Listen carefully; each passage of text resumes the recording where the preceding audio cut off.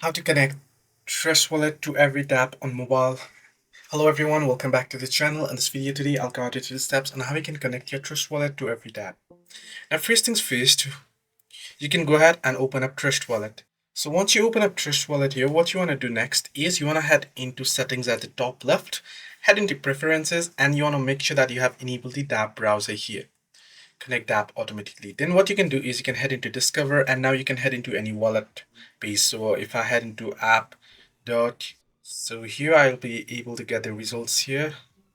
Then I can head into app.uniswap.org, and once I'm here you can find the connect option right here on the screen. So you can see connect option, tap on it, and now you can see you'll be able to connect it directly here. You can see Trust Wallet, tap on it, and you can go ahead and connect it.